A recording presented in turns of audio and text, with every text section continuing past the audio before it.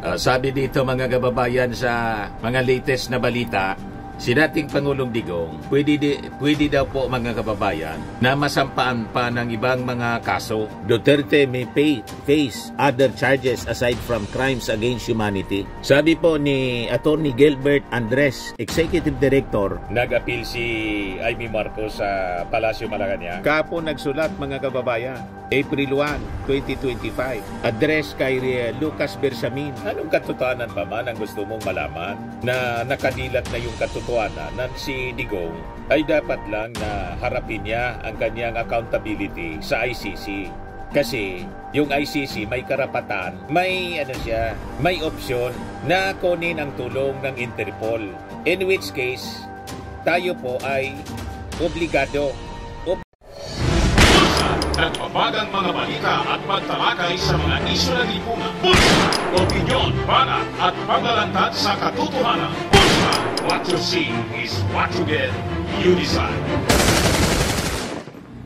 Sabi dito mga kababayan sa mga latest na balita, si dating Pangulong Digong, pwede daw po mga kababayan na masampaan pa ng ibang mga kaso other than itong kasalukuyang crimes against humanity. Ayan Duterte may face other charges aside from crimes against humanity. Sabi po ni Attorney Gilbert Andres, Executive Director ng Center for International Law Philippines at ICC accredited lawyer po, si Digong Anya is accused of being an indirect co-perpetrator of crimes against humanity of murder, torture, and rape. Pero sabi niya, in the confirmation of charges hearing, Andres noted that the prosecutor will define the metes and bounds of the final charges against Mr. Duterte. In fact, sabi niya, it's theoretically possible that the charge can also include other charges, such as, for example, torture, arbitrary detention, or even rape. So, madadagdagan pa pala mga kababayan, ang kaso ni Digong, pati rape, pwede mga kababayan na isampa sa kanya. You see, lalong nakumplika po, nagkapatong-patong na. That can be separate charges, anya, sabi po ni Attorney Andres. So, tingnan natin ang magiging development nito sa sinasabing pwede pang madagdagan yung mga kaso, separate charges na pwedeng i-file laban po kay Digong. O ngayon, si Sara Duterte nagsabi na yung tatay niya daw, mga kababayan, never na bliname siya sa nangyari sa kanya sa pagkakaaresto ng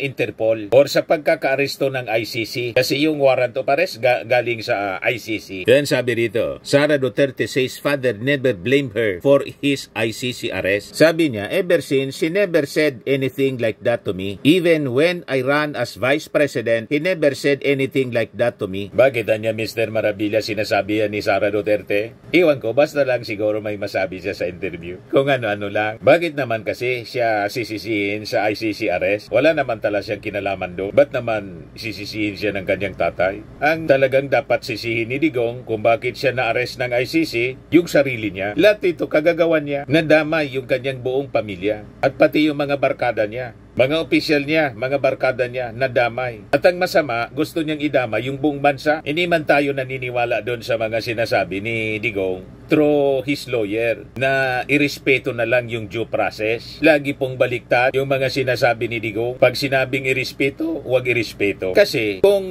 totoo yung kanyang sinasabi na dapat irespeto, yun ang instruction niya, dapat niya niyang kalmahin yung kanyang mga supporters. I-discourage niya dapat na gumawa ng mga activities. Iba po yung nangyayari. Iba yung kanyang sinasabi sa mga ginagawa. Ang ginagawa niya, nagpapa-victim siya. Pa-victim yung kanyang strategy para mag-alsa yung mga tao. At isisi sa ating administrasyon, sa Marcos administration, yung mga nangyari sa kanya. Itong mga nangyari sa kanya, wala mang kinalaman ang Marcos administration, mga kababayan. Kasi, ulitin natin, yung kaso niya, 2017 pa, final ng mga private complainant. Napilitan ang mga private complainant na magkaso sa ICC kasi sa tingin nila hindi sila magkakahostisya dito sa Pilipinas noong kanyang panahon. Kasi pati mga fiskal tinatakot ng mga pulis. Yun ang sinabi po ni DOJ Secretary Boyeng Rimulya doon sa investigasyon na pinatawag ni Amy Marcos.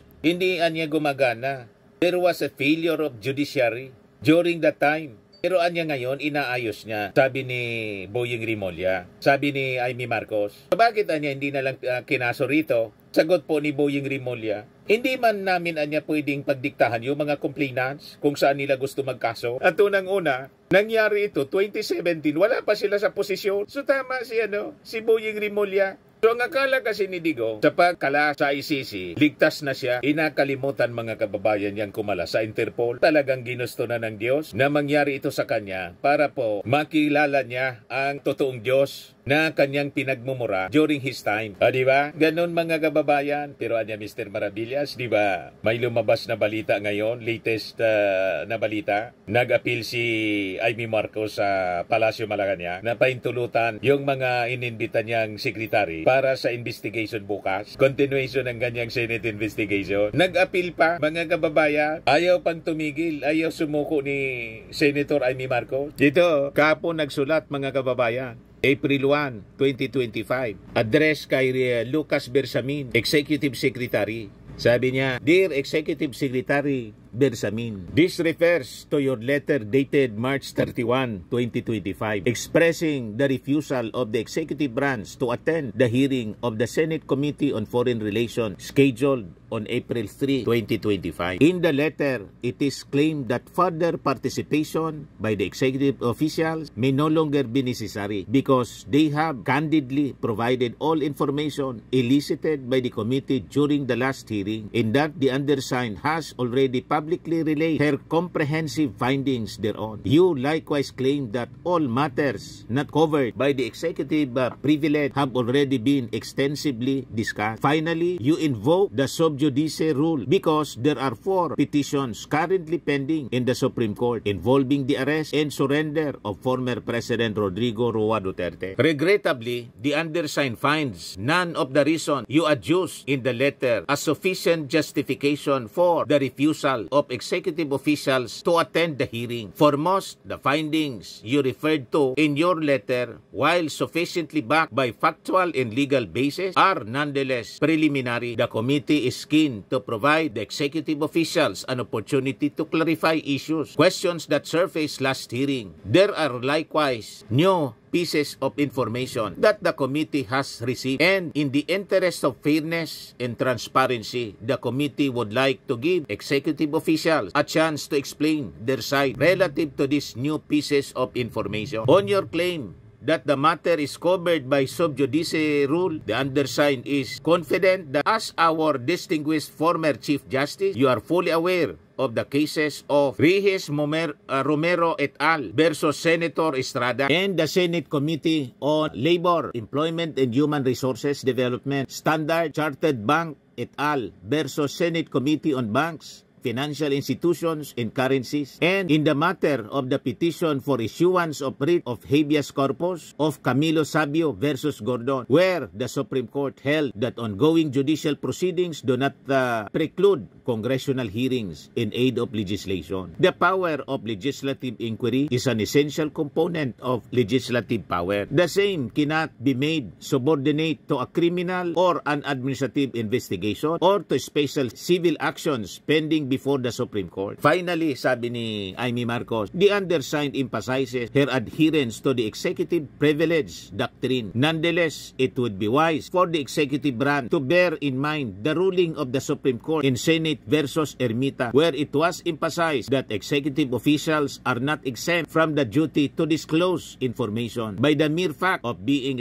executive officials, in that the extraordinary character of the exemptions indicates that the presumption inclines heavily against executive secretary and in favor of disclosure. The undersigned hope that you reconsider your decision and allow the invited cabinet members to attend the scheduled hearing. Yan po ang letter of appeal. Sabi ng mga nag-react mga kababayan dito sa sulat ni Amy Marcos, bakit niya hindi mo ipasumpe na? Ano ba? Tulad na ng Quadcom, pag sisumpe na po, ipasumpe na po ng Quadcom. Tulad ng mga fake news peddler. Tapos may arrest warrant. Diyan na niyan tingin mo, Mr. Maravilla. Drama man lang ito po ni Amy Marcos. Masabi na Gusto niyang malaman ang katotohanan. Anong katotohanan pa man ang gusto mong malaman? Na nakadilat na yung katotohanan na si Digong ay dapat lang na harapin niya ang kanyang accountability sa ICC.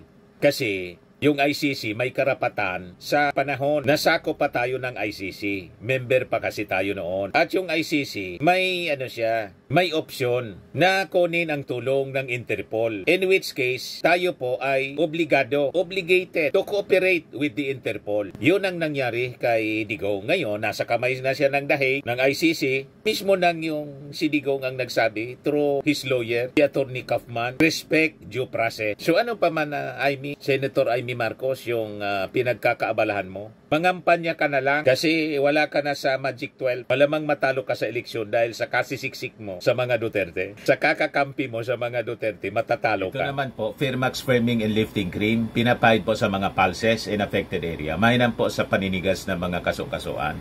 Ito naman po, Automax Radiant Serum. Sa mukha naman yung application, anti-aging po siya. You will look 10 years younger than your age. Sa mga cancer patients naman po, baka lang gusto ninyo itong itry. Nengsa Red Mix Fruit Drink. Hindi mo po siya gamot, food supplement siya. Kaya lang, gawa siya mga kababayan sa goji berry. Yung goji berry may anti-cancer properties. O ngayon, yung mga inquiries ninyo, dumiritso na lang kayo sa aming messenger sa Facebook para masagot namin agad. Ayos pa? Ayos na ayos niya, Mr. Maravilla. At sa mga naghanap po ng malinis and spacious fitness gym, pumunta lang po kayo sa aming Colossal Fitness Gym. May Grab Car Rental din po kami. Ito naman po yung bago naming product na binibenta online. Eye Glow Serum, whitening po siya. Tingnan ninyo yung epekto sa aking anak na architect before and now. Yung mga inquiries po ninyo, dumiretso na lang kayo sa kanyang Facebook account, Riz Maravillas.